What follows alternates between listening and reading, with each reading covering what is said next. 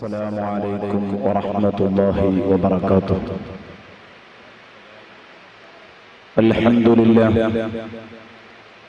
الحمد لله رب العالمين،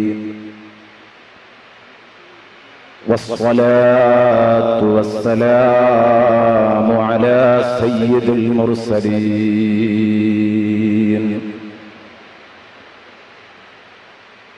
وعلى آله وصحبه كلهم أجمعين.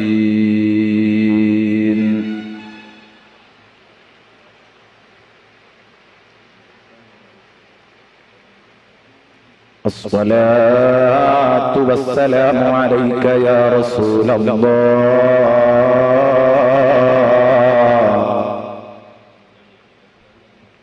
خذ بأيدينا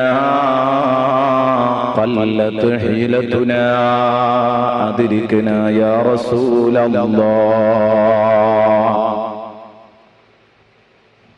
خذ بأيدينا قلت حيلتنا، أدركنا يا حبيب الله.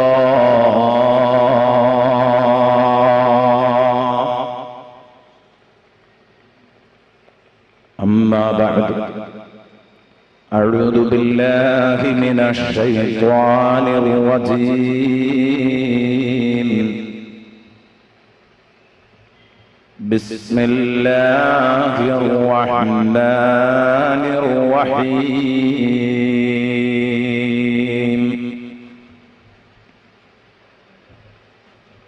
ألهاكم التكاثر حتى زرتم المقابر، كلا سوف تعلمون. صدق الله مولانا العظيم،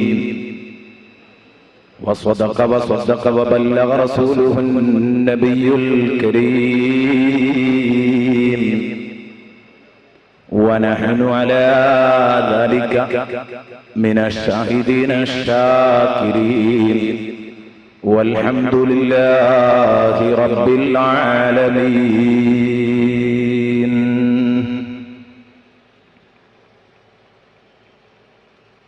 القبر أول منزل من منازل الآخرة، فإن نجا منه فما بعده أيسر منه، وإن لم ينج منه فما بعده أشد منه.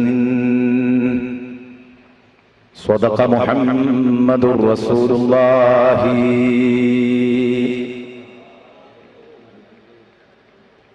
ومن هو الآية الكبرى لمعتبري، ومن هو النعمة العظمى لمغتنمي. مولاي صل وسلم دائما أبدا على حبيبك خير الخلق كلهم.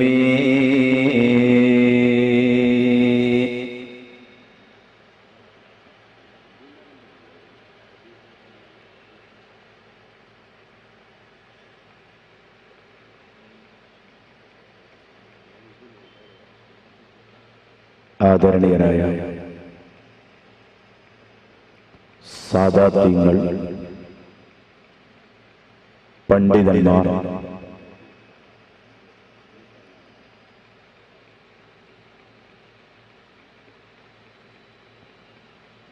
നേതാക്കന്മാർ,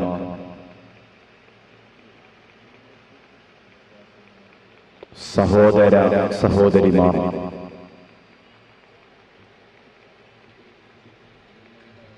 നമ്മുടെ ഈ പഞ്ചദിന പ്രഭാഷണത്തിന്റെ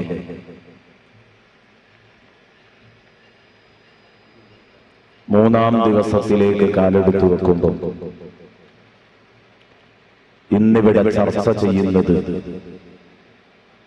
അതിഗൗരവമേറിയ ഒരു വിഷയം, നാളെയുടെ ആദ്യ ഭവനം. നാളെയുടെ ആദ്യ ഭവനം എന്ന് കേൾക്കുമ്പോഴേക്ക് തന്നെ ഒരു വിശ്വാസിയെ അക്ഷരാർത്ഥത്തിൽ അത് ഞെട്ടിപ്പിക്കും. പ്രഥമ വീട്ടിലെ സുഖദുഃഖങ്ങൾക്കനുസരിച്ചാണ് പരലോകത്ത് തുടർന്നു വരാനുള്ള വീട്.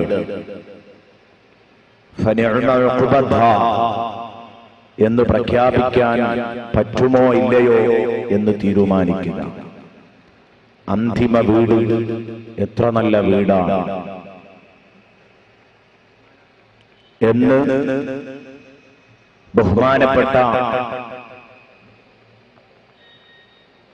മലായികത്തുൽ കിറാം വന്ന്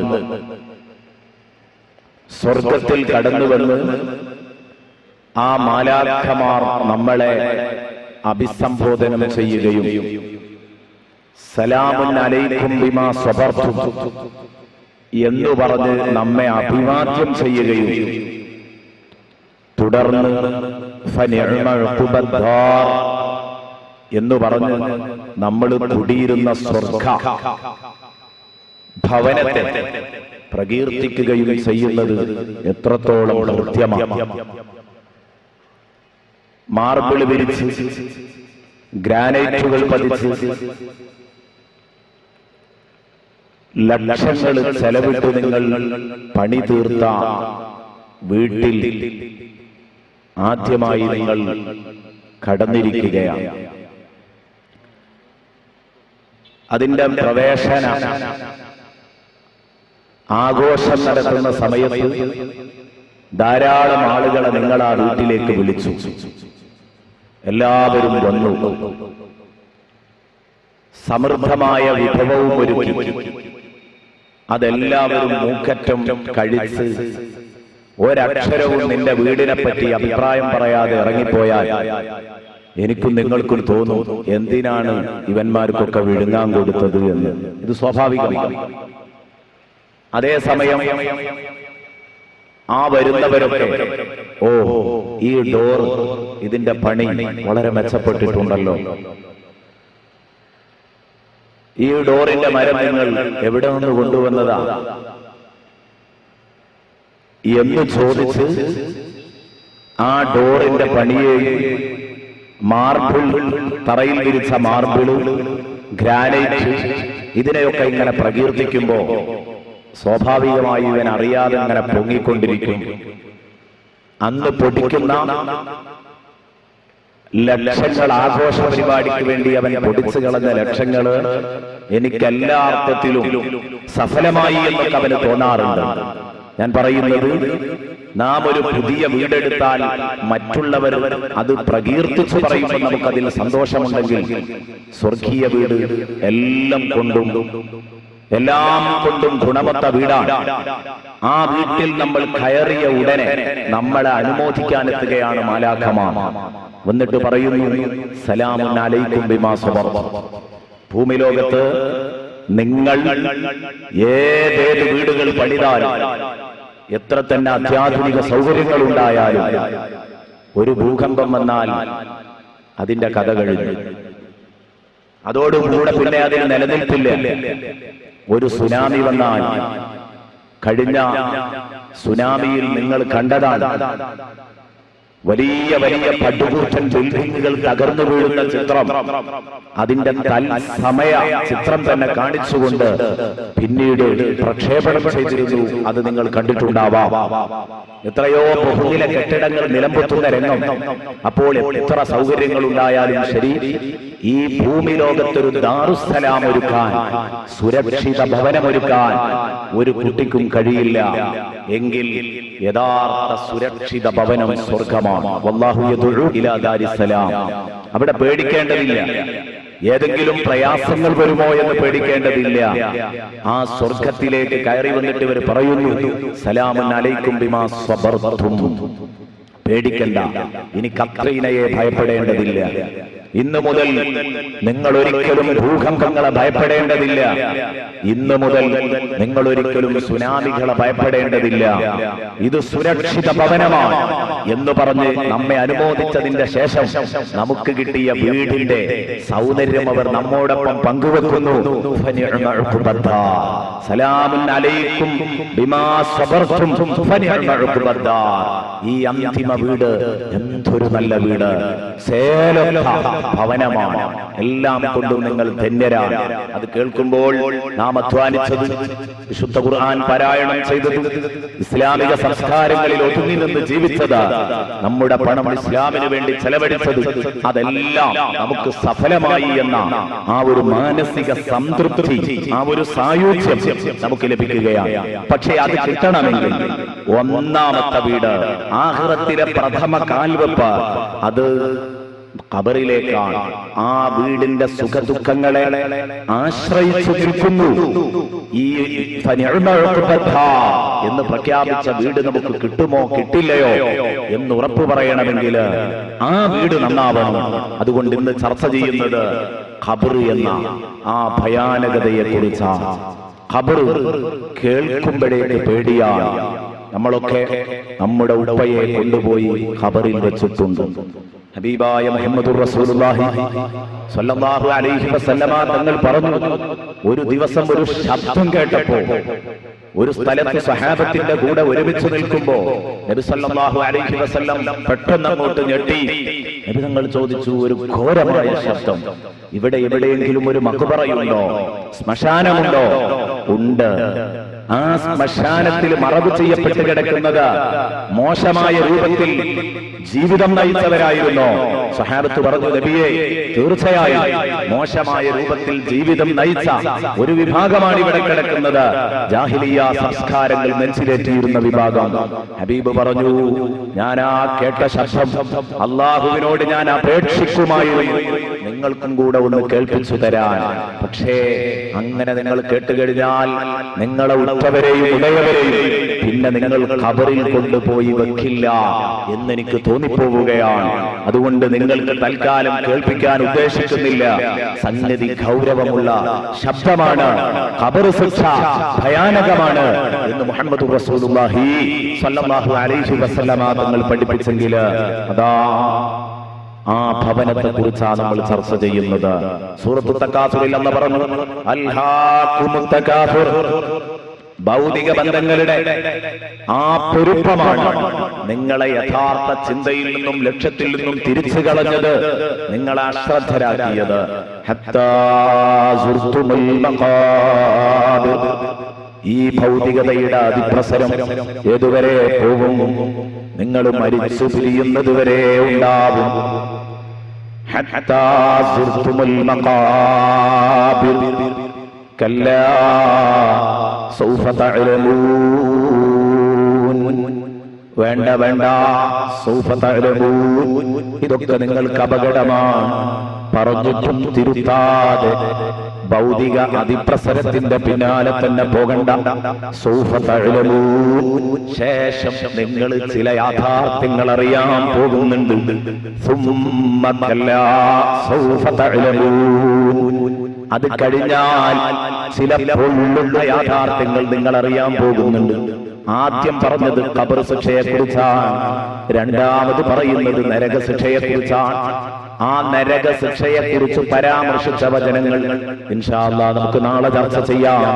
ഇന്ന് ചർച്ച ചെയ്യുന്നത് കല്ലാ സൗഫ തഅലമൂൻ, വേണ്ട, കുറച്ച് കഴിഞ്ഞാൽ നിങ്ങൾ ചില യാഥാർത്ഥ്യങ്ങൾ അറിയാൻ പോകുന്നുണ്ട്. കാരണം ഇവിടെ ആൾഫലം വെച്ച്, ഇവിടെ സാമ്പത്തിക ബലം വെച്ച് നെയ്യ് മറ്റുള്ളവരെ അടിച്ചൊതുക്കിയിട്ടുണ്ടെങ്കിൽ, നിന്നെ ഉപദേശിക്കുന്നവരെ നീ കൊഞ്ഞനം കുത്തിയിട്ടുണ്ടെങ്കിൽ, ഇസ്ലാമിന്റെ നിയമവിലക്കുകളെ നീ കാറ്റിൽ പറത്തിയിട്ടുണ്ടെങ്കിൽ, അല്ലാഹു പറയുന്നു, വമാ യുഗ്നി അൻഹു മാലുഹു ഇദാ തറദ്ദ, വമാ യുഗ്നി അൻഹു മാലുഹു, അവൻ ഒരിക്കലും ഉപകരിക്കില്ല, അവനെ തൊട്ട് പ്രതിരോധം സൃഷ്ടിക്കാൻ കഴിയില്ല. മാലുഹു, അവന്റെ ഭൗതിക സാഹചര്യങ്ങൾക്ക് അവന് പ്രതിരോധം സൃഷ്ടിക്കാൻ കഴിയില്ല അല്ലാഹുവിന്റെ ശിക്ഷയെ തൊട്ട്. ഇദാ തറദ്ദാ, അവൻ കുഴിയിൽ വീണു കഴിഞ്ഞാൽ, ഇദാ തറദ്ദാ, അവൻ കുഴിയിൽ വീണു കഴിഞ്ഞാൽ എന്ന് പറഞ്ഞാൽ ഖബറിലെത്തിക്കഴിഞ്ഞാൽ എന്നാണ് ഇതിന്റെ അർത്ഥം.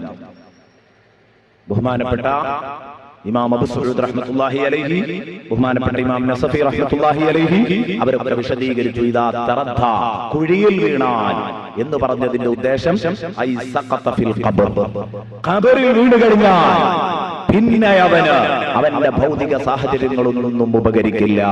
ദുനിയാവിൽ വെച്ച് ആഖിറത്തിലേക്ക് വേണ്ടി വല്ലതും ഒരുക്കിയിട്ടുണ്ടോ അത് മാത്രമേ അവനെ തുണക്കാനുണ്ടാവൂ. പരലോകത്തേക്ക് വേണ്ടി സൽക്കർമ്മങ്ങൾ ഒരുക്കിയിട്ടുണ്ടെങ്കിൽ, ഇഖ്ലാസ് കൊണ്ട് തിളക്കമുള്ള സൽക്കർമ്മങ്ങൾ ഒരുക്കിയിട്ടുണ്ടെങ്കിൽ അതുമാത്രം അവനെ തുണക്കാനെത്തും. അല്ലാത്തതൊക്കെ അവന് അപകടമാണ്.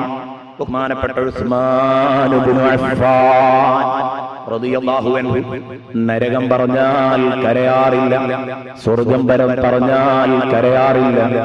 അതൊന്നും കേട്ടാൽ കരയാത്ത ഉസ്മാൻ ഇബ്നു അഫ്ഫാൻ റളിയല്ലാഹു അൻഹു ഖബറിന്റെ ചാരത്ത് ചെന്ന് നിൽക്കുമ്പോഴേക്ക് കരയുമായിരുന്നു. ഹദീസിൽ നമുക്ക് വ്യക്തമായി കാണാം, ഇമാം തുർമുദി റിപ്പോർട്ട് ചെയ്ത ഹദീസിൽ, കാന ഉസ്മാനു ഇദാ വഖഫ അലാ ഖബറിൻ, ഒരു ഖബറിന്റെ ചാരത്ത് ചെന്ന് ഉസ്മാൻ റളിയല്ലാഹു അൻഹു നിന്നാൽ, ബകാ ഹത്താ യബുല്ല ലിഹിയതഹു, തന്റെ താടി രോമങ്ങളെ നനക്കുന്ന രൂപത്തില്, താടി രോമങ്ങൾ മുഴുവനും കണ്ണീരിൽ കുതിരുന്ന രൂപത്തിൽ ബഹുമാനപ്പെട്ട ഉസ്മാൻ ഇബ്നു അഫ്ഫാൻ റളിയല്ലാഹു അൻഹു കരയുമായിരുന്നു. അപ്പോഴാണ് ഉസ്മാൻ റളിയല്ലാഹു അൻഹുവിനോട് ഇവർ പറഞ്ഞത്, തുദ്കറുൽ ജന്ന വന്നാർ, നിങ്ങളോട് പലപ്പോഴും സ്വർഗത്തെ കുറിച്ച് പറയാറുണ്ടല്ലോ, നരകത്തെ കുറിച്ച് പറയാറുണ്ടല്ലോ. സ്വർഗത്തെ കുറിച്ച് പറയുമ്പോൾ ആ സ്വർഗം എനിക്ക് കിട്ടൂലേ എന്ന ഭയം കൊണ്ട് നിങ്ങൾ കരയണം. മാത്രമല്ല സന്തോഷം കൊണ്ട് മനുഷ്യൻ കരയും. സ്വർഗം കേൾക്കുമ്പം സന്തോഷം കൊണ്ട് കരയുക, നരകം കേൾക്കുമ്പം ദുഃഖം കൊണ്ട് കരയുക. എന്തുകൊണ്ട്? സ്വർഗ നരക പരാമർശങ്ങൾക്കൊന്നും ഫലാ തബ്കി, നിങ്ങൾ കരയുന്നില്ല. വതബ്കി മിൻ ഹാദാ, ഈ ഖബർ കാണുമ്പോഴേക്ക് നിങ്ങൾ കരയുകയും ചെയ്യുന്നു. അവിടുന്ന് പറഞ്ഞു, ഇന്ന റസൂലല്ലാഹി സ്വല്ലല്ലാഹു അലൈഹി വസല്ലമ ഖാൽ, മുത്തു നബി എന്നോട് പറഞ്ഞിട്ടുണ്ട്, നബി പറയുന്നത് ഞാൻ കേട്ടിട്ടുണ്ട്, ഇന്നൽ ഖബ്റ അവ്വലു മൻസിലിൻ മിൻ മനാസിലിൽ ആഖിറ. ഇതാണ് നമ്മുടെ വിഷയം, നാളെയുടെ ആദ്യ ഭവനം. നബി തങ്ങൾ പറഞ്ഞിട്ടുണ്ട്, ഇന്നൽ ഖബ്റ അവ്വലു മൻസിലിൻ മിൻ മനാസിലിൽ ആഖിറ, തീർച്ചയായിട്ടും ഖബർ പരലോകത്തെ ഒന്നാമത്തെ പ്രഥമ വീടാണ് എന്ന് മുഹമ്മദ് റസൂലുള്ളാഹി പറഞ്ഞിട്ട് എന്നോട് പറഞ്ഞു. ഫഇന്ന ജാമിൻഹു, ആ ഖബറിൽ അവൻ സലാമത്തായോ, അവിടെ അവന് രക്ഷയാണോ എന്നാ, ഫമാ ബഅദഹു ഐസറു മിൻ, ഫമാ ബഅദഹു ഐസറു മിൻ, അതിന്റെ ശേഷമുള്ള കടമ്പകളൊക്കെ അവന് വളരെ വളരെ സിമ്പിളാണ്. ഫമാ ബഅദഹു ഐസറു മിൻ വഇല്ലം യൻസു മിൻഹു, ആ ഖബറിൽ നിന്നവൻ രക്ഷപ്പെട്ടില്ലേ, ഫമാ ബഅദഹു അശദ്ദു മിൻ, എന്നാൽ പിന്നെ അതിന്റെ ശേഷമുള്ളതെല്ലാം അവന് അതിഗൗരവമാണ്, കടുപ്പമുള്ളതാണ്, സഹിക്കാൻ കഴിയാത്ത മേഖലകളാണ് എന്ന് റസൂലുള്ളാഹി സ്വല്ലല്ലാഹു അലൈഹി വസല്ലമ തങ്ങൾ എന്നോട് പറഞ്ഞിട്ടുണ്ട്. അത് കേട്ടതുകൊണ്ട് ഞാൻ ഖബർ കാണുമ്പോഴേക്ക് ചിന്തിക്കുന്നു, പടച്ചവനെ, എന്റെ പരലോക ജീവിതത്തിന്റെ വിജയ പരാജയങ്ങൾ കണക്കാക്കുന്ന അവസാനത്തെ സ്ഥലമാണല്ലോ എന്ന് പറഞ്ഞാൽ, നമ്മൾ സാധാരണ നമ്മുടെ വിജയ പരാജയങ്ങൾ കണക്കാക്കുന്ന അവസാനത്തെ വാക്ക് എന്ന് പറയുന്നത് പോലെ വിജയ വിജയപരാജയങ്ങൾ കണക്കാക്കുന്ന അവസാനത്തെ വീടാണ് യഥാർത്ഥത്തില് ഖബർ. അവിടെ നിന്ന് പ്രഥമ വീട്ടിൽ നിന്ന് ആ കാര്യം തീരുമാനിച്ചു കഴിയും. പിന്നീട് അങ്ങോട്ട് ഞാൻ ചിന്തിക്കേണ്ടതില്ല. ഖബറിൽ രക്ഷപ്പെട്ടോ എങ്കിൽ എനിക്ക് രക്ഷപ്പെടാം, ഖബറിൽ ഞാൻ വലഞ്ഞോ എങ്കിൽ ഞാൻ വലഞ്ഞു പോകും, യാതൊരു സംശയവുമില്ല. അതുകൊണ്ട് ഖബർ കാണുമ്പോൾ എന്റെ പേടി, പടച്ചവനെ ഈ ഖബറിൽ ഞാൻ സലാമത്താകുമോ ഇല്ലയോ എന്നതാണ്. ഇൻഷാ അല്ലാഹ് ഈ ഖബറുമായി ബന്ധപ്പെട്ട് ചില പൊള്ളുന്ന സംഗതികൾ പറയാനുണ്ട്. അത് പറയുന്നതോടൊപ്പം തന്നെ ഇൻഷാ അല്ലാഹ് ഖബറിന്റെ ഭയാനകത കുറെ പറഞ്ഞതുകൊണ്ടായില്ല. ആ ഖബറിൽ നിന്ന് രക്ഷപ്പെടണമെങ്കിൽ തഖ്വയുണ്ടെങ്കിൽ മാത്രമേ നിങ്ങൾക്ക് രക്ഷപ്പെടാൻ കഴിയൂ എന്ന് പറഞ്ഞെങ്കിൽ എങ്ങനെ നമ്മൾ ജീവിക്കണമെന്നതിന് മഹാന്മാര് വരഞ്ഞു കാണിച്ച ഏതാനും ഉദാഹരണങ്ങളും ഇൻഷാ അല്ലാഹ് ഇന്നത്തെ പ്രഭാഷണത്തിൽ കടന്നു വരും. അപ്പൊ ഖബർ എന്ന് പറയുന്നത് അതൊരു ഭയാനകമായ ലോകം തന്നെയാണ്. നോക്ക് നിങ്ങൾ, ഖബറിൽ നമ്മെ കൊണ്ടുപോയി വെച്ച് മൂടുകല്ല് വെച്ച മണ്ണ് നിരത്തി ആളുകൾ മണ്ണ് മൂടി ആളുകൾ ഇങ്ങ് പോരുന്നതോടുകൂടെ ആ മയ്യത്ത് തന്നെ ഖബറടക്കി പോകുന്ന കൂട്ടുകാരുടെ ചെരുപ്പിന്റെ ശബ്ദങ്ങൾ ഇങ്ങനെ കേട്ടുകൊണ്ടിരിക്കും. ചെരുപ്പ് കാലിലടിക്കുന്ന ടിക് ടിക് ടിക് എന്ന ശബ്ദം.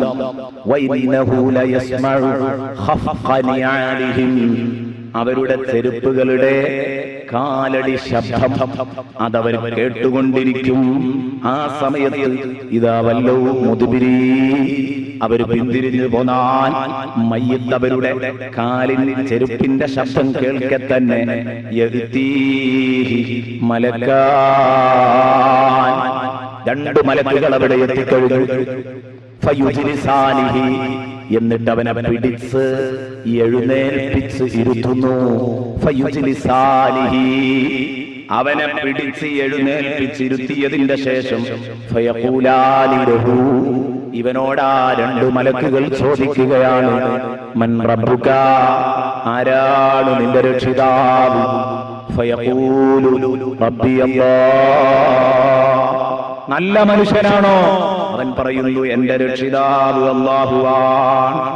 വീണ്ടും അവർ ചോദിക്കുന്നു, വമാദീനുക, നിന്റെ മതമേതാണ്? ഫയഖൂലു ദീനിയൽ ഇസ്ലാം, എന്റെ മതം പരിശുദ്ധ ഇസ്ലാമാണ്. അതും കഴിഞ്ഞതിന്റെ ശേഷം കണ്ടോ കുറെ ചോദ്യങ്ങൾ തുടർന്നു വരും. നമ്മൾ കേട്ടതാ, നിന്റെ ദീനേത്, നിന്റെ റബ്ബേത്, നിന്റെ നിന്റെ ഇമാമേത്, ഇങ്ങനെ തുടങ്ങിയിട്ട് നീ ആസ്പദമാക്കി ജീവിച്ചിരുന്ന പ്രമാണമേതാണ്? ഇതാണ് ഇമാമ് കൊണ്ട് ഉദ്ദേശിക്കുന്നത്. അപ്പൊ ഖുർആനാണ് എന്റെ ഇമാമെന്ന് പറഞ്ഞു, ഖുർആനാണ് എന്റെ പ്രമാണമെന്ന് പറഞ്ഞു, മുഅ്മിനീങ്ങളാണ് എന്റെ ഇഖ്വാനുകൾ എന്ന് പറഞ്ഞു, എല്ലാറ്റിനും മറുപടി പറയുന്നു. അതാ ഉടനെ തന്നെ ഒരു മനുഷ്യന്റെ രൂപം അവിടെ കാണിക്കുന്നു. സുന്ദരനായ ഒരു മനുഷ്യന്റെ രൂപം അവിടെ കാണിച്ചിട്ട് ചോദിക്കുന്നു, മാ ഹാദർ റജുൽ, ഇമ്മനുഷ്യനാരാ? ഈ മനുഷ്യന്റെ അവസ്ഥ എന്താ? ഇമ്മനുഷ്യനെ കുറിച്ച് നിങ്ങൾക്ക് വല്ലതും അറിയോ? അല്ലദീ ബുഇസ ഫീകും, നിങ്ങളിലേക്ക് നിയോഗിക്കപ്പെട്ട ആളായിരുന്നു ഇത്. ഈ ആളെ അറിയോ? എന്നാ ഇത് പുനരുത്ഥാനത്തിന്റെ ശേഷമല്ല, ഖബറടക്കിയതിന്റെ ശേഷം തന്നെ റൗളയിൽ കിടക്കുന്ന മുത്തുനബിയുടെ രൂപം അല്ലാഹു ഖബറിൽ കാണിച്ചിട്ട് ചോദിക്കുമെന്ന് ഹബീബ് മുഹമ്മദുർ റസൂലുള്ളാഹി, അല്ലാഹുവിന്റെ ഹബീബ. നോക്ക് നിങ്ങൾ, മദീനത്ത് കിടക്കുന്ന ഹബീബിന്റെ രൂപം കാണിക്കുന്ന, എന്നിട്ട് ചോദിക്കുന്ന, ആരാണ് ഇയാളെ നീ അറിയോ? ഇയാളെ പറ്റി നീ പറഞ്ഞിരുന്നത് എന്താണ്? അവിടെ ഇവൻ പറയുന്നു, ഹുവ റസൂലുള്ളാഹി, അതെന്റെ മുത്തുനബിയാണ്, അല്ലാഹു ഞങ്ങളെ നന്നാക്കാൻ വേണ്ടി നിയോഗിച്ച മഹാനാണ്, ഹുവ റസൂലുള്ളാഹി. ഇങ്ങനെ പറയണമെങ്കിൽ ഇവിടുന്ന് ഈ ചോദ്യത്തിന് ഉത്തരം പഠിച്ചു പോയത് കൊണ്ട് ഇതിന് ആൻസർ പറയാൻ കഴിയൂല. അല്ലാഹുവിന്റെ തൗഫീഖുള്ളവർക്ക് മാത്രമേ പറയാൻ കഴിയൂ, അല്ലാത്തവർക്ക് പറയാൻ കഴിയില്ല. ഉടനെ തന്നെ ചോദിക്കുന്നു, നിനക്കെന്തറിയാം? ചോദിക്കുന്നു, നിനക്ക് എന്തറിയാം? എന്താണ് നീ ചെയ്തു വെച്ചിട്ടുള്ളത്? എന്തെങ്കിലും നിന്റെ കയ്യിലുണ്ടോ? ഉടനെ അവൻ പറയുന്നു, ഖറഅതു കിതാബല്ലാഹ്, നിനക്ക് മുഹമ്മദുർ റസൂലുള്ളാഹി സ്വല്ലല്ലാഹു അലൈഹി വസല്ലം തങ്ങളെ കുറിച്ച് പറയുമ്പോൾ എവിടെന്നാണ് ഈ നബി തങ്ങളെ കുറിച്ച് നിനക്കറിഞ്ഞത്? എങ്ങനെയാണ് നീ മനസ്സിലാക്കിയത്? ഇവൻ പറയുന്നു, ഞാൻ അല്ലാഹുവിന്റെ ഗ്രന്ഥം വായിച്ചിട്ടുണ്ട്, കിതാബുള്ള ഞാൻ പാരായണം ചെയ്തിട്ടുണ്ട്. ഖറഅതു കിതാബല്ലാഹ് വആമൻതു ബിഹി വസദ്ദഖ്തു, ഞാനത് വിശ്വസിച്ചിട്ടുണ്ട്, ഞാൻ അതിൽ പറഞ്ഞ കാര്യങ്ങളൊക്കെ വാസ്തവമാക്കിയവനാണ്. ഉടനെ തന്നെ അതാ മുഗൾ ഭാഗത്ത് നിന്ന്, ഇത് ഖബറിൽ നിന്നായി ചോദ്യം, ആകാശ ലോകത്ത് നിന്ന് ഫയുനാദി മുനാദിൻ ഫിസ്സമാ, ആകാശ ലോകത്ത് നിന്ന് ഒരാൾ അനൗൺസ് ചെയ്യുന്നു, വിളിച്ചു പറയുന്നു, ഖദ് സദഖ അബ്ദി, എന്റെ അടിമ സത്യം പറഞ്ഞിരിക്കുന്നു. കണ്ടോ, മുഗൾ ഭാഗത്ത് നിന്ന് വരുന്ന പ്രഖ്യാപനം നോക്കൂ, അൻ സദഖ അബ്ദി, എന്റെ അടിമ സത്യം പറഞ്ഞിരിക്കുന്നു. ചോദിച്ചതിന് വളരെ കറക്റ്റായ ആൻസർ പറഞ്ഞിരിക്കുന്നു. അതുകൊണ്ട് ഫഅഫ്രിശൂഹു മിനൽ ജന്ന, സ്വർഗ്ഗത്തിൽ നിന്ന് നിങ്ങളൊരു വിരിപ്പവന് വിരിച്ചു കൊടുക്കണം. ഖബറിലേക്ക് തന്നെ സ്വർഗീയ അനുഭൂതികൾ നൽകിക്കൊണ്ടിരിക്കൂ. ഫഅഫ്രിശൂഹു മിനൽ ജന്ന വഫ്തഹൂ ലഹു ബാബൻ ഇലൽ ജന്ന, ഈ ഖബറിൽ കിടക്കുമ്പോൾ തന്നെ അവൻ ഒരുക്കി വെച്ച സ്വർഗീയ വീട്, ആ വീട്ടിലേക്ക് ഒരു ഡോറങ്ങ് തുറന്നു വിടണം. വഫ്തഹൂ ലഹു ബാബൻ ഇലൽ ജന്ന, എന്തിനാ? സ്വർഗീയ വിശേഷങ്ങൾ അവൻ കണ്ടുകൊണ്ടിരിക്കട്ടെ. ഖബറിൽ ഒരു നിലക്കും അദാബില്ലാതെ സന്തോഷത്തോടെ റാഹത്തോടെ അവൻ ജീവിക്കട്ടെ. എനിക്ക് പുനരുത്ഥാന ശേഷം കിട്ടാനുള്ള വീടാണത്. കണ്ട് മോഹിച്ചവൻ കിടക്കട്ടെ. വഫ്തഹൂ ലഹു ബാബൻ ഇലൽ ജന്ന വൽബിസൂഹു മിനൽ ജന്ന, സ്വർഗ്ഗത്തിലെ ഉടയാടകൾ ധരിപ്പിച്ചു കൊടുക്കൂ. ഇത് പറയുമ്പോഴേക്ക് അതാ വരുന്നു സ്വർഗത്തിന്റെ സുഗന്ധം, പരിമളം, സ്വർഗത്തിന്റെ പരിമളം അവന് ലഭിച്ചുകൊണ്ടിരിക്കുന്നു. അപ്പോഴേക്ക് അവൻ കിടക്കുന്ന ഖബറിലേക്ക് എന്തൊന്നില്ലാത്ത ഒരു സുഗന്ധം, സ്വർഗീയ പരിമളം അവന് ലഭിച്ചുകൊണ്ടിരിക്കുന്നു. അതേസമയം നന്ദി കെട്ട മനുഷ്യനാണെങ്കിൽ വൈന്നൽ കാഫിറ, നന്ദി കെട്ട മനുഷ്യനാണെങ്കിൽ അവന് വരാനുള്ളത്, അവിശ്വാസിയാണെങ്കിൽ വിശ്വസിച്ചിട്ട് തന്നെ അള്ളാഹു പറഞ്ഞത് കേൾക്കാതെ നടന്ന നന്ദി കെട്ട മനുഷ്യനാണെങ്കിൽ അവൻ പറയുന്നത് ലാദിരീ, എനിക്കറിയില്ല, കഷ്ടം, എനിക്കറിയില്ല. എന്ത് ചോദിച്ചാലും ഈ ഒരൊറ്റ ആൻസർ മാത്രമാണ് അവന് പറയാനുള്ളത്. എങ്കിൽ എന്റെ പ്രിയപ്പെട്ട സഹോദരാ, നിങ്ങളിവിടെ മനസ്സിലാക്കണം, ഈ ഒരു ഘട്ടത്തെ അഭിമുഖീകരിക്കാൻ എനിക്കും നിങ്ങൾക്കുമുണ്ടല്ലോ. അവിടെ സന്തോഷത്തോടെ ഇതിനെ അഭിമുഖീകരിക്കാൻ എനിക്കും നിങ്ങൾക്കും കഴിയോ ഇല്ലയോ ചിന്തിക്കണം. ഉടനെ തന്നെ ആകാശലോകത്ത് നിന്ന് വിളിച്ചു പറയുന്നു, അവൻ നരകത്തിൽ നിന്നൊരു വിരിപ്പ, നരകത്തിലേക്കൊരു കവാടം നിങ്ങൾ തുറന്നിട്. അപ്പോഴേക്ക് നരകത്തിൻ്റെതായ ഒരു നരകത്തിന്റെ താപം അവന്റെ ഖബറിലേക്ക് ഉടനെ തന്നെ ഏറ്റു തുടങ്ങുമെന്ന് ഹബീബ് മുഹമ്മദ് റസൂലുള്ളാഹി സ്വല്ലല്ലാഹു അലൈഹി വസല്ലമ തങ്ങൾ പറഞ്ഞു. നബിതങ്ങൾ പറഞ്ഞു, കഴിഞ്ഞില്ല, ഇതൊരു സുദീർഘമായ ഹദീസാണ്. നബിതങ്ങൾ പറഞ്ഞു, ഇനി ആ ഖബറിൽ ഇവനെ വെച്ച് പോരുമ്പോ വയുളയ്യഖു അലൈഹി ഖബറുഹു ഹത്താ തഖ്തലിഫ ഫീഹി അദ്ലാഉഹു. റവാഹു അബൂദാവൂദ് റിപ്പോർട്ട് ചെയ്ത ഹദീസാണ്. എന്നിട്ട് ആ ഖബറിലിട്ട് അവനെ ഇടുക്കും. എത്രത്തോളം എടുക്കും? ആ ഖബറില് അവന്റെ വാരിയല്ലുകൾ പരസ്പരം കോർത്തു പിടിക്കുന്നത് വരെ അവന്റെ ഖബർ അവനെ ഇടുക്കിക്കൊണ്ടിരിക്കും. നല്ല മനുഷ്യരാണെങ്കിൽ ഖബർ അങ്ങനെ വിശാലമായി പോകുന്നു, കണ്ടെത്താ ദൂരത്തേക്ക് വിശാലമാകുന്നു. ഇതൊക്കെ പറയുമ്പോൾ, ഇത്തരം ചർച്ചകളൊക്കെ ചെയ്യുമ്പോൾ ആരെങ്കിലുമൊക്കെ സദസ്സിൽ ഈമാൻ കുറഞ്ഞവരുണ്ടെങ്കിൽ അവരൊരു പക്ഷേ ചിന്തിച്ചേക്കാം, ഇതൊക്കെ ഉണ്ടാകാൻ പോകുന്നതാണോ എന്ന് ചിന്തിച്ചേക്കാം. എങ്ങോട്ടാണ് ഖബർ വിശാലമാക്കുന്നത്? എന്റെ തൊട്ടടുത്ത് തന്നെയല്ലേ അബൂബക്കർ കിടക്കുന്നത്? എന്റെ തൊട്ടടുത്ത് തന്നെയല്ലേ ജഅഫർ കിടക്കുന്നത്? എനിക്ക് കണ്ടെത്താ ദൂരത്തേക്ക് വിശാലമാക്കിയിട്ട് ഇനി ഇവൻ ഏത് കണ്ടെത്താ ദൂരത്തേക്കാ വിശാലമാക്കുന്നത്? നല്ലോണം ശ്രദ്ധിക്കണം. നേരത്തെ ഞാൻ ഒരു കാര്യം പറഞ്ഞിട്ടുണ്ട്. ഇമാം ഗസാലി റഹ്മത്തുള്ളാഹി അലൈഹി നമ്മളോട് പറഞ്ഞു, അധിക മനുഷ്യരും വഞ്ചിതരാകുന്നത് ഇത്തരം കാര്യത്തിലാണ്.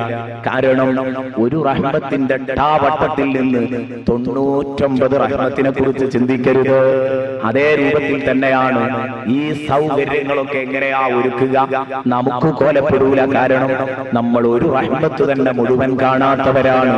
അതുകൊണ്ട് ഇത്തരം ആവശ്യമില്ലാത്ത ചിന്തകൾ മനസ്സിൽ കയറ്റി നമ്മൾ വെറുതെ നമ്മുടെ വിലപ്പെട്ട സമയം കളയാൻ പാടില്ല.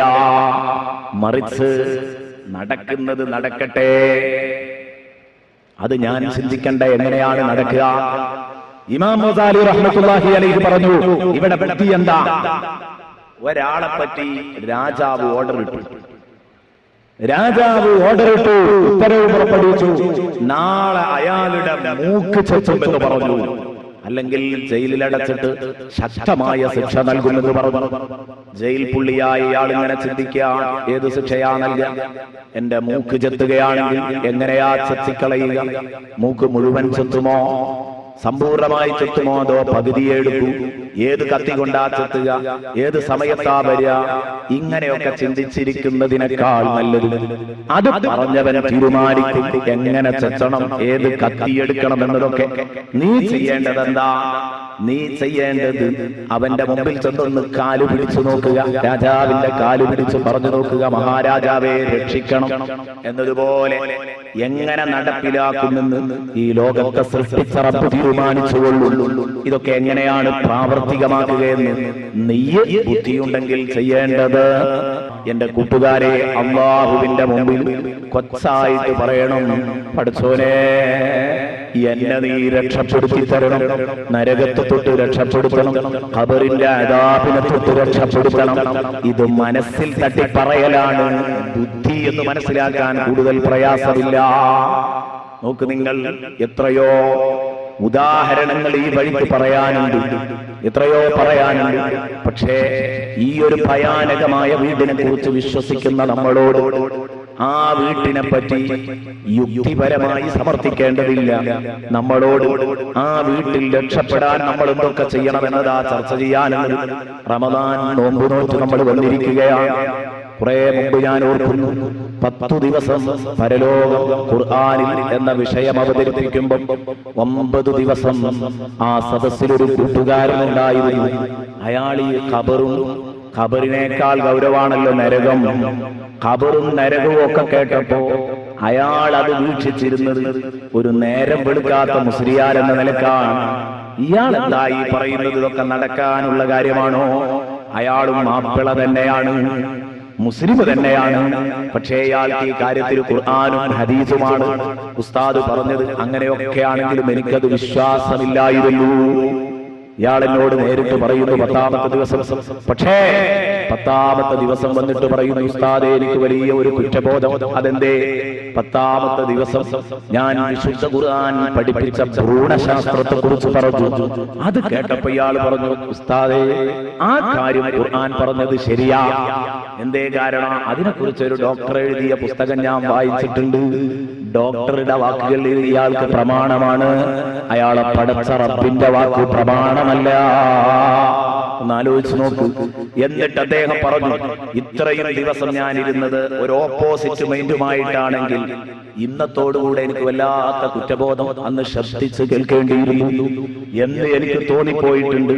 കാരണം ഈ വിഷയങ്ങളൊക്കെ ഇത്ര കറക്റ്റായിട്ട് പറഞ്ഞല്ലോ. പുനരുത്ഥാനത്തെ കുറിച്ച് അന്ന് സംസാരിച്ചു. ബലാ ഖാദിരീന അലാ അൻ നുസവ്വിയ ബനാനാ,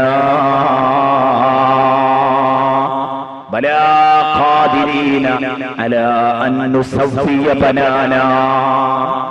പരലോകത്ത് ഏറ്റവും കൂടുതൽ നിഷേധിക്കുന്നത് ഏതാ?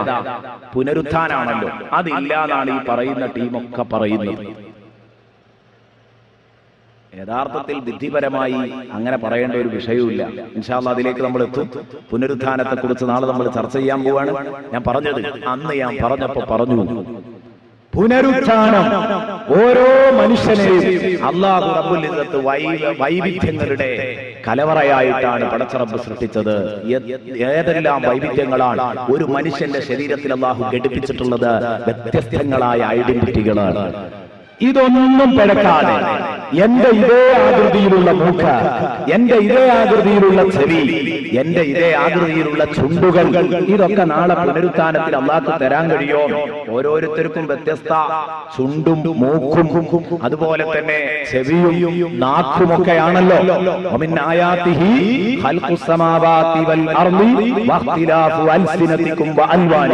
വിശുദ്ധ ഖുർആൻ പറഞ്ഞതാണ്. അപ്പൊ ഇതൊക്കെ ഈ വൈവിധ്യങ്ങളൊക്കെ സങ്കീർണമായ വൈവിധ്യങ്ങളാണ്. പിഴക്കാതെ നാളെ റബ്ബിന് എഴുന്നേൽപ്പിക്കാൻ കഴിയോ? ഓരോ നാട്ടുകാരെയും കണ്ടാൽ അവരെ മുഖത്തേക്ക് അങ്ങ് നോക്കിയാൽ പറയാൻ പറ്റും. ഉദാഹരണത്തിന് ഈ സദസ്സിൽ ഗൾഫുകാരുണ്ടാകും, ധാരാളം ഉണ്ടാകും. അവരോട് ഒരു ഫിലിപ്പൈൻസിനെ ഇവിടെ കൊണ്ടുവന്നിട്ട് ധാരാളം ചോദിച്ചാൽ ഫിലിപ്പൈൻസുകാരനാണെന്ന് പറയാൻ കഴിയും. അതെന്തേ? അയാളുടെ ചുണ്ടും അയാളുടെ മൂക്കും അയാളുടെ ഷേപ്പും പറയും. അതുപോലെ തന്നെ ഇന്തോനേഷ്യക്കാരന്റെ മൂക്ക് കണ്ടാ പറയാൻ പറ്റും അവൻ ഇന്തോനേഷ്യക്കാരനാണെന്ന്. നിങ്ങളുടെ ഷേപ്പുകളിലെ വൈവിധ്യം, നിങ്ങളുടെ നാക്കുകളിലെ വൈവിധ്യം, നിങ്ങളുടെ ഭാഷകളിലെ വൈവിധ്യം, ഇതൊക്കെ അല്ലാഹു ഉണ്ടെന്നറിയിക്കുന്ന മഹാ ദൃഷ്ടാന്തങ്ങളിൽപ്പെട്ടതാണ്. ഇതൊക്കെ തെറ്റാതെ സൃഷ്ടിക്കാൻ കഴിയോ എന്നുള്ളതാണ് ചോദ്യം. അപ്പൊ അല്ലാഹ് പറയാണ് ബലാ. അതിന്റെ മുമ്പ് ചോദിച്ചതാ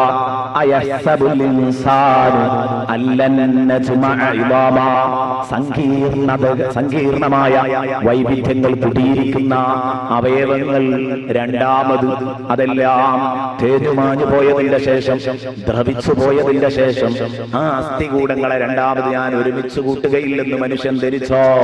ബലാ, അതേ കൂട്ടുമക്കളെ, ഖാദിരീന, നമുക്ക് കഴിവുണ്ട്. അലാ അൻ നുസവ്വിയ ബനാന, അവന്റെ വിരൽ തലപ്പുകളെ അടക്കം നേരെയാക്കിയെടുക്കാൻ എനിക്ക് കഴിവുണ്ട്. അവന്റെ വിരൽ തലപ്പുകളെ വരെ നേരെയാക്കിയെടുക്കാൻ കഴിവുള്ളവരാണ് നമ്മള്. എന്തേ അള്ളാഹു അങ്ങനെ സംസാരിച്ചത്? മൂക്കിൽ വൈവിധ്യമുണ്ട്, നാക്കിൽ വൈവിധ്യമുണ്ട്, ചുണ്ടിൽ വൈവിധ്യമുണ്ട്. പക്ഷെ അതിലേറെ വൈവിധ്യം കുടിയിരിക്കുന്നത് ഓരോ മനുഷ്യന്റെയും വിരലറ്റത്തിലാണ്. അതുകൊണ്ടാണ് നമ്മൾ തമ്പിങ്ങെടുക്കുന്നത്. എന്തേ വിരലടയാളം വെക്കാൻ കാരണം, വിരലൊപ്പ് വെക്കാൻ കാരണം, ഒരു മനുഷ്യന്റെ വിരല് പോലെ ഈ പ്രപഞ്ചത്തിൽ മറ്റൊരു മനുഷ്യന്റെ വിരലില്ല. അത്രയും കറക്റ്റാണ്. മറ്റുള്ളതൊക്കെ കുറെ ഒരു സാമ്യതയെങ്കിലും ഉണ്ടാവും. ഇത് വളരെ സങ്കീർണമായ വൈവിധ്യമുള്ള സാധനമാണ്. എന്നാൽ ആ സാധനമടക്കം എങ്ങനെയായിരുന്നു ഭൂമിയിൽ ഉണ്ടായിരുന്നത്, ആ രൂപത്തിൽ നേരെയാക്കിയെടുക്കാൻ എനിക്ക് കഴിയുമെന്ന് പറഞ്ഞാൽ ബലാ ഖാദിരീന അലാ അൻ നുസവ്വിയ ബനാന എന്ന് പറഞ്ഞതിന്റെ അർത്ഥം എന്താണ്? ഞാൻ അന്ന് പറഞ്ഞു, ഇവിടെ നിന്നൊരു വിരലൊപ്പ് വെച്ചാൽ ആ വിരലൊപ്പ് നിങ്ങൾ കൊണ്ടുപോയിട്ടുണ്ടെങ്കിൽ നാളെ പുനരെഴുന്നേൽക്കുമ്പോൾ, സാങ്കല്പികമായിട്ട് പറയാണ്, പുനരെഴുന്നേൽക്കുമ്പോൾ അത് കയ്യിലുണ്ട്, വീണ്ടും ഒരു വിരലൊപ്പ് വെച്ചാൽ രണ്ടും സെയിം ആയിരിക്കും. ഇതാണ് ആ പറഞ്ഞതിന്റെ അർത്ഥം. ബലാ ഖാദിരീന അലാ അൻ നുസവ്വിയ ബനാന. സുബ്ഹാനല്ലാഹ്. വിരലറ്റത്തിന്റെ വൈവിധ്യം, ആ മഹാത്ഭുതം കണ്ടുപിടിക്കുന്നതിന്റെ നൂറ്റാണ്ടുകൾക്ക് മുമ്പാണ് ഹബീബ് മുഹമ്മദ് റസൂലുള്ളാഹി ഇത് പറഞ്ഞത്. ഇത് ഈ സഹോദരന്റെ മനസ്സിൽ വല്ലാതെ തട്ടിപ്പോയി. അപ്പൊ അദ്ദേഹം പറയുന്നത്, ഉസ്താദേ, ഇത് പറഞ്ഞ അല്ലാഹ് തന്നെയാണല്ലോ മറ്റതും പറഞ്ഞത്. അപ്പൊ എനിക്ക് ഉറപ്പാണ് ഇതുണ്ടാവും, എല്ലാം ഉണ്ടാവാനുള്ളതാണ്. ഇത് ശരിയാണെങ്കിൽ ബാക്കിയുള്ളതും നടന്നിരിക്കണം. നോക്ക് നിങ്ങൾ, അതിലൊക്കെ ഉള്ള അത്ഭുതം, വിരലക്ഷങ്ങളുടെ അത്ഭുതം വലിയൊരു അത്ഭുതമാണ്. എന്തേ കാരണം? ഈയിടെ അടുത്തായിട്ട് 2 ആഴ്ച മുമ്പ് നിങ്ങൾ പത്രം വായിച്ചിട്ടുണ്ടാകും. ഒരു പത്രത്തിൽ മൂന്നാറിൽ ആരംഭിച്ച ബയോമെട്രിക് ATM ബാങ്കിനെ കുറിച്ച് നിങ്ങൾ വായിച്ചിട്ടുണ്ടാകും. എന്താണ് ഇതിന്റെ സംവിധാനം? എത്രയോ വലിയ വലിയ മുതലാളിമാർ, പല വൻ ഫ്രാക്കുകളും പലപ്പോഴും നിരക്ഷരരാണ്, അക്ഷരാഭ്യാസമില്ലാത്തവരാ വലിയ വലിയ മുതലാളിമാർ. അതുകൊണ്ട് തന്നെ ATM കാർഡ് ഉപയോഗിക്കാൻ പ്രയാസമുണ്ട്. മാത്രമല്ല വളരെ വിദഗ്ധമായി മറ്റുള്ളവർ ഇവന്റെ അക്കൗണ്ടിലെ കാശ് വലിച്ചു പോകുന്നുണ്ട്. അതൊക്കെ ഒഴിവാക്കാൻ വിരലറ്റം കാണിച്ചു കൊടുത്ത് തന്റെ അക്കൗണ്ട് പിൻവലിക്കാനുള്ള സൗകര്യം ഒരുക്കിയിരിക്കുന്നു. ബലാ ഖാദിരീന അലാ അൻ നുസവ്വിയ ബനാന. ഇനി ഒരാളുടെ അക്കൗണ്ട് മറ്റൊരാൾക്ക് വലിക്കാൻ കഴിയില്ല. എന്തേ കാരണം? ഈ ലോകത്ത് എന്റെ കയ്യിൽ മാത്രമേ ഈ സാധനമുള്ളൂ, നിങ്ങളുടെ കയ്യിലുള്ളത് നിങ്ങളുടേതാണ്. ഒരിക്കലും ഇതിൽ കള്ളക്കളി കഴിയില്ല. അപ്പൊ ദുരുപയോഗം ചെയ്യാൻ കഴിയില്ല. മാത്രമല്ല അക്ഷരാഭ്യാസമില്ലാത്തവനും ചെന്ന് നീട്ടാൻ കഴിയും. അല്ലാഹ് കൊടുത്ത ഈ ആയുധം നോക്ക് നിങ്ങൾ, ഇത് ആരംഭിച്ചു കഴിഞ്ഞെങ്കിൽ ഇതിലുള്ള ഒരു യുക്തിയാണ്. ഈ കാലത്ത് വിശുദ്ധ ഖുർആൻ ഓതുമ്പോൾ നമുക്ക് എത്രമാത്രം ഈമാൻ വർദ്ധിക്കുന്നു. ഇൻഷാ അല്ലാഹ് ഇത്തരം ചില വിഷയങ്ങൾ ഞാൻ പരലോക ചർച്ചയിൽ അഥവാ നരക ചർച്ച പറയുന്ന സമയത്ത് പറയാം. ഇവിടെ പറഞ്ഞു വരുന്നത് ഇത്തരം കാര്യങ്ങൾ പറഞ്ഞ റബ്ബ് തന്നെയാണ് ഇതൊന്ന് പറഞ്ഞത് എന്ന് മനസ്സിലാക്കണം. ഇതൊക്കെ സംഭവിക്കാനുള്ളതാണ്. നമ്മൾ നോമ്പ് നോറ്റ് വിശുദ്ധ ഖുർആൻ പഠിക്കാൻ വന്നിരിക്കുന്ന നമ്മളോട് അതൊന്നും പറയേണ്ടതില്ല, ഉൾക്കൊള്ളുന്നവരാണ്. ഈ 2 ചട്ടക്കുള്ളിലുള്ള 6000-ൽ പരം വചനങ്ങൾ, ഇതെനിക്ക് വെള്ളം തരുന്ന, എനിക്ക് ഭക്ഷണം തരുന്ന, എനിക്ക് ഓക്സിജൻ നൽകുന്ന റബ്ബ് തന്നതാണ്, റബ്ബിന്റെ വചനങ്ങളാണ് എന്ന കാര്യം ഉറപ്പാണ്. ലാ തബ്ദീല ലികലിമാത്തില്ലാ, അല്ലാഹുവിന്റെ വചനങ്ങൾക്ക് മാറ്റമില്ല. കലിമാത്ത് എന്ന് പറഞ്ഞാൽ വചനങ്ങൾ. ഇതിലെ ആയത്തുകളെ കുറിച്ചാണ് ഖുർആൻ യഥാർത്ഥത്തിൽ കലിമാത്ത് എന്ന് പ്രയോഗിക്കുന്നത്. വചനങ്ങൾക്ക് മാറ്റമില്ല. ലാ തബ്ദീല ലികലിമാത്തില്ലാ, അതാ പറഞ്ഞാൽ പറഞ്ഞതുപോലെ നടക്കും, യാതൊരു സംശയവും വേണ്ട. അതുകൊണ്ട് എന്റെ പ്രിയപ്പെട്ട കൂട്ടുകാർ, നമ്മളൊക്കെ ഖബറടക്കി പിരിഞ്ഞു പോരുമ്പോഴേക്ക് ഖബറാളിക്ക് വിഷമം തുടങ്ങിക്കഴിഞ്ഞു. അതുകൊണ്ടാണ് നബി തങ്ങൾ പറഞ്ഞത്, എപ്പോഴും നിങ്ങൾ ഈ ഖബറിന്റെ ശിക്ഷയെ തൊട്ട് നിങ്ങൾ അഭയം തേടണേ. അത്തഹിയാത്തിൽ ഒരു ഭാഗം തന്നെ അവിടെ വെച്ചു, അഊദു ബിക മിൻ അദാബിൽ ഖബർ വമിൻ ഫിത്നതിഹി വമിൻ അദാബിൻ നാർ.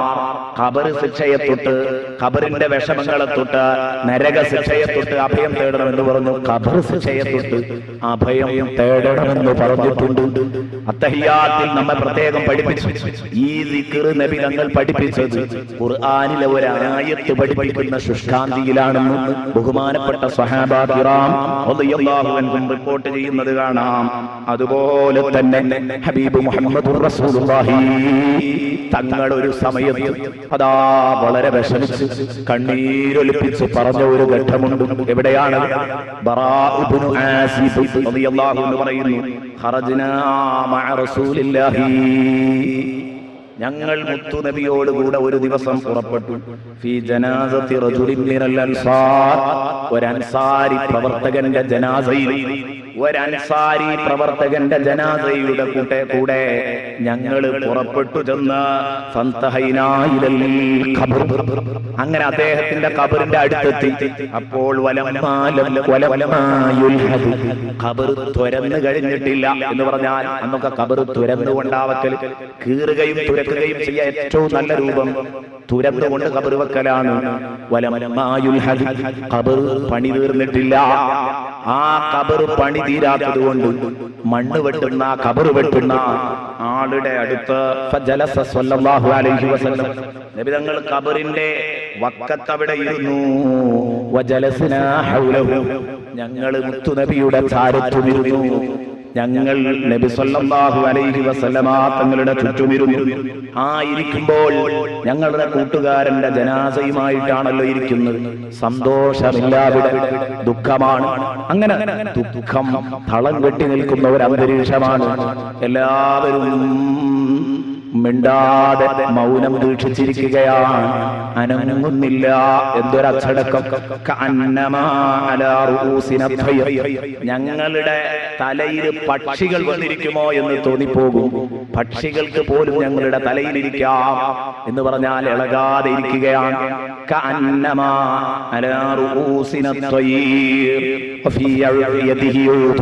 നബി തങ്ങളുടെ കയ്യിൽ ഒരു ചെറിയ കൊള്ളിക്കഷ്ണമുണ്ട്. അങ്ങനെ നബി അതുകൊണ്ട് ഭൂമിയിൽ ഇങ്ങനെ കുത്തിക്കളച്ചുകൊണ്ടിരിക്കുകയാണ്. കുറെ നേരം എന്തോ ഗാഢമായ ചിന്തയിൽ ഈ ചെറിയ കൊള്ളിക്കഷ്ണം കൊണ്ട് ഇങ്ങനെ കിളച്ച് എന്തൊക്കെയോ ചിന്തിച്ച് മുത്തുനബിയുടെ കണ്ണീരുറ്റു വീഴുന്നു. അവിടെ എഴുന്നേറ്റിട്ട് കണ്ണ് പൊക്കി നോക്കിയപ്പോ മുസ്ലിമിന്റെ ഒരു ഹദീസിൽ നബി സല്ലല്ലാഹു അലൈഹി വസല്ലമ തങ്ങളുടെ കണ്ണുകൾ സജലമായി എന്നും കൂടെ. എന്നിട്ട്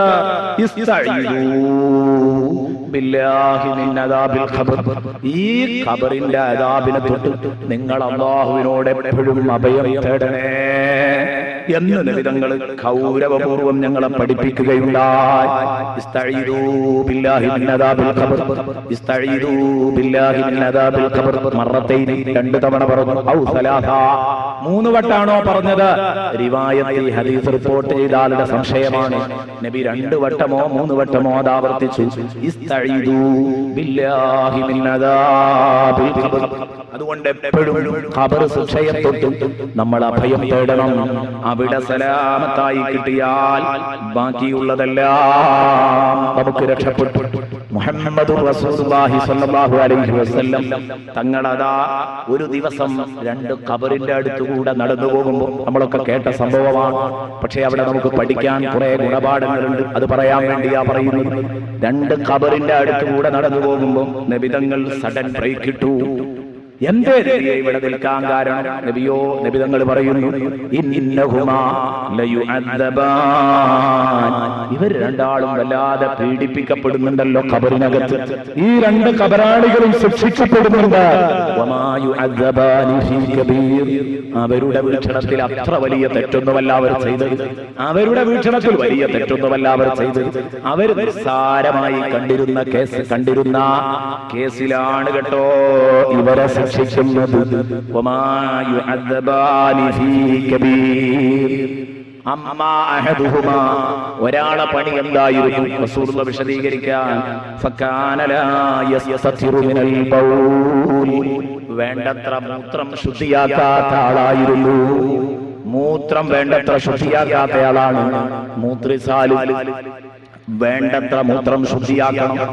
ഒന്ന് തൊണ്ടയനക്കി ആ മൂത്രം പതുക്കെ തടവി ആ മൂത്രം ഒഴിവാക്കാൻ, മൂത്രത്തിന്റെ ശേഷിക്കുന്ന മൂത്രകണികകൾ ഒഴിവാക്കാൻ ശ്രമിക്കണം. അല്ലെങ്കിൽ അങ്ങനെ അങ്ങ് മുറിഞ്ഞു എന്ന് കരുതി മനോരം ചെയ്ത് എഴുന്നേൽക്കുമ്പോൾ ബാക്കിയുള്ള ഭാഗം പിന്നീട് അങ്ങോട്ട് നമ്മുടെ വസ്ത്രത്തിൽ കലർന്നു കഴിഞ്ഞാൽ ആ നജസായ വസ്ത്രമെടുത്ത്, ആ അടിവസ്ത്രമെടുത്ത്, ആ ഡ്രസ്സ് ധരിച്ച് എത്ര കാലം നമ്മൾ നിസ്കരിച്ചാലും നിസ്കാരം സ്വീകരിക്കില്ല. വിഷയം വളരെ സിമ്പിളായി തോന്നും നമുക്ക്, പക്ഷേ സംഗതി നല്ല ഗൗരവമുള്ള കാര്യമാണ്.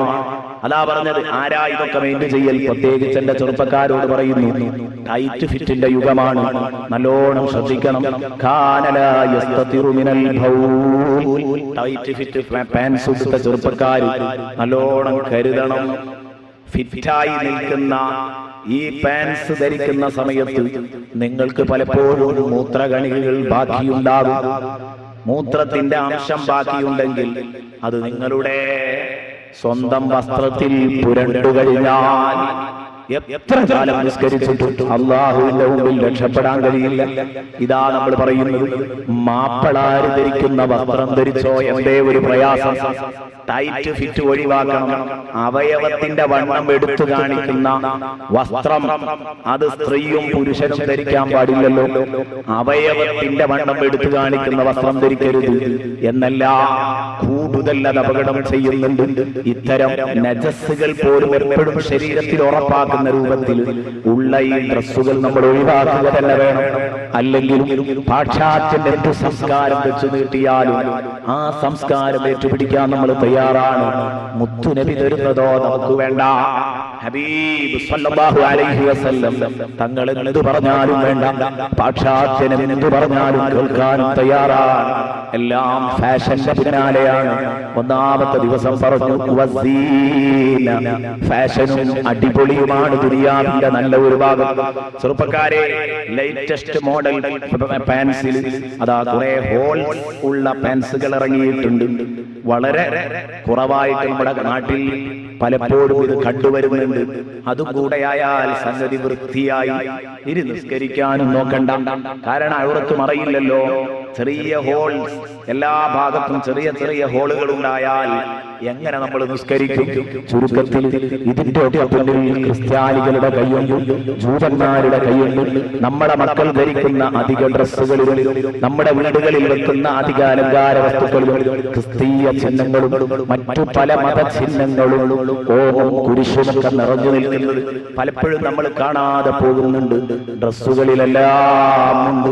ചെറുപ്പത്തിൽ തന്നെ തന്റെ മക്കൾക്ക് മതപരമായ സ്പിരിറ്റ് ഉണ്ടാക്കിയില്ലെങ്കിൽ, ചെറിയ കുട്ടിയല്ലേ എന്ന് ചോദിച്ചു ആ ചെറിയ കുട്ടിക്ക് വസ്ത്രധാരണയിൽ നിങ്ങൾ യാതൊരു നിയന്ത്രണവും ഏർപ്പെടുത്തിയില്ലെങ്കിൽ എന്റെ ഉമ്മമാരെ അത് അപകടം ചെയ്യും. നിങ്ങൾ നരകത്തിലേക്ക് പോകാൻ കാരണമാകും. ആ മക്കൾ നാളെ നരകത്തിൽ നിന്ന് വിളിച്ചു പറയും, എന്നെ ഈ സംസ്കാരം പഠിപ്പിച്ച എന്റെ ഉമ്മയും ഉപ്പയും, എനിക്ക് ഈ വസ്ത്രം വാങ്ങിത്തന്ന ഉമ്മയും ഉപ്പയും, അവരെ ഒന്ന് കാണിച്ചു തരണം റബ്ബേ എന്ന് വിളിച്ചു പറയും.